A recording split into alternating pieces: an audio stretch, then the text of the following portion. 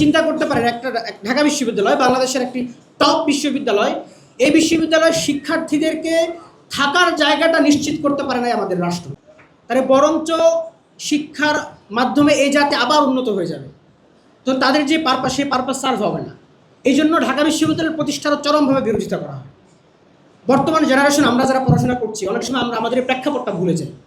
আমাদের কাছে একটা নেগেটিভ অতীত আছে, যেটা আমরা জানি যে যাদের বিরুদ্ধে সংগ্রাম করে, কলকাতা কেন্দ্রিক বুদ্ধিজীবী শ্রেণীর বিরুদ্ধে সংগ্রাম করে এই বিশ্ববিদ্যালয়ের প্রতিষ্ঠা, কিন্তু দুর্ভাগ্যবশত এই বিশ্ববিদ্যালয়ে সেই কলকাতার সংস্কৃতিকে সবচাইতে প্রাধান্য হিসেবে দেখা হয়েছে। একটা লম্বা সময় পর্যন্ত এই বিশ্ববিদ্যালয়ে যে মুসলমানদের আত্মপরিচয়, ইসলামী সংস্কৃতি এবং একই সাথে ইসলামের বিভিন্ন সিম্বলকে চরমভাবে ভিলেনাইজ করা হয়েছে। গত 15-16 বছর ধরে ফ্যাসিবাদের সময়টাতে আমরা দেখেছি যে দাড়ি এবং টুপি নিয়ে পর্যন্ত প্রচণ্ড অ্যালার্জি আমরা দেখতে পেয়েছি। এই চর্চাটা এই বিশ্ববিদ্যালয়ে করা হয়েছে। একটা শিক্ষার্থী, এখানকার এই বাংলাদেশের এই ভূখণ্ডের মানুষ, একজন মুসলমান, সে শুরু থেকে এই প্র্যাকটিস করে আসা, কিন্তু বিশ্ববিদ্যালয়ে আসার পরে সে হাজারবার ভাবতে হতো যে আমার প্যান্ট যদি টাকনুর নিচে না থেকে উপরে থাকে, না জানি আমাকে টর্চারের শিকার হতে হয়। এই জিনিসগুলো আমরা দেখেছি। গেস্ট রুম এবং গণরুমের যে নষ্ট কালচার, এই কালচার এখানে এস্টাবলিশ ছিল।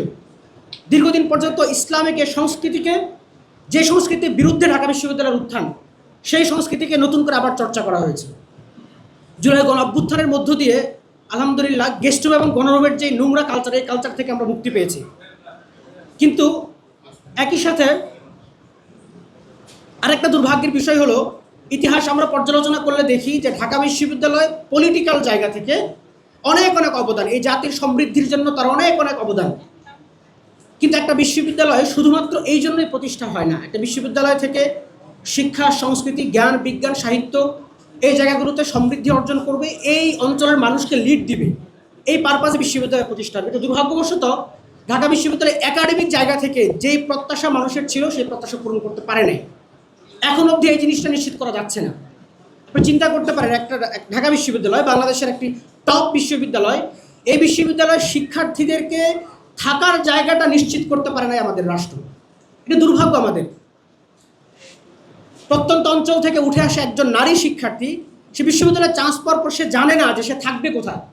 তার থাকার পর্যাপ্ত জায়গা আমরা দিতে পারি নাই। এটা আমাদের চরম ব্যর্থতা।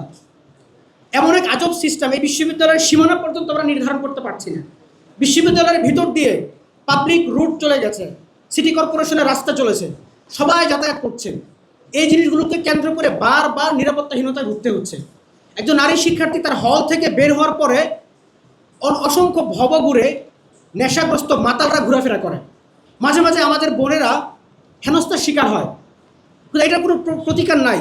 এটা রাষ্ট্র করতে পারছে না। আমরা এখনও জানি না যে এটা আদৌ কোনো সলিউশন আছে কিনা। একটা বিশ্ববিদ্যালয় যেখানে চরম প্রতিযোগিতামূলক পরীক্ষার মধ্য দিয়ে দেশের সর্বোচ্চ মেধাবী যারা বাছাই প্রক্রিয়ার মধ্য দিয়ে বিশ্ববিদ্যালয়ে আসে, তাদের কাছ থেকে এই রাষ্ট্র সার্ভিস চায়, কিন্তু তাদের নিরাপত্তাটুকু আমরা নিশ্চিত করতে পারছি না, তাদের থাকার জায়গাটুকু আমরা নিশ্চিত করতে পারছি না। এই জায়গাটা আমাদের রিথিং করতে হবে যে যদি সত্যিকার অর্থেই বিশ্ববিদ্যালয় থেকে আমরা প্রপার সার্ভিসটা চাই, এই বিশ্ববিদ্যালয়ের শিক্ষার্থীরা এই দেশ ও জাতি গঠনের সমৃদ্ধি করতে গুরুত্বপূর্ণ ভূমিকা রাখবে। এর জন্য অবশ্যই যে মৌলিক জিনিসগুলো, এই জিনিসগুলোকে আমাদের নিশ্চিত করতে হবে।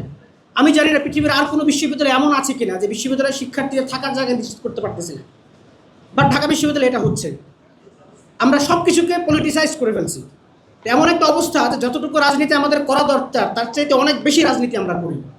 ঢাকা বিশ্ববিদ্যালয়ে ভিসি থেকে শুরু করে একটা হলের ঝাড়ুদার, একটা কর্মচারী নিয়োগ হওয়া পর্যন্ত সেখানেও পলিটিক্যাল জিনিস চলে আসে। আমি একজন রাজনৈতিক দলের প্রতিনিধিত্ব করি, আপনি বলতে পারেন যে আমি এই কথা কেন বলছি, কিন্তু দুর্ভাগ্য আমাদের, এটা শুধুমাত্র একটা দল কিংবা মতের ইস্যু না, এটা পুরো জাতি এবং এই পুরো জাতির সমৃদ্ধির ইস্যু। আমরা এই জায়গায় যদি ডিল করতে না পারি, তাহলে আমরা আবারও পিছিয়ে পড়ব। এত স্বপ্ন এই বিশ্ববিদ্যালয়ের প্রতিষ্ঠা, সেই প্রতিষ্ঠার যে স্বপ্ন, সেই স্বপ্ন আমাদের ভঙ্গ হবে। আমরা এটা চাই না।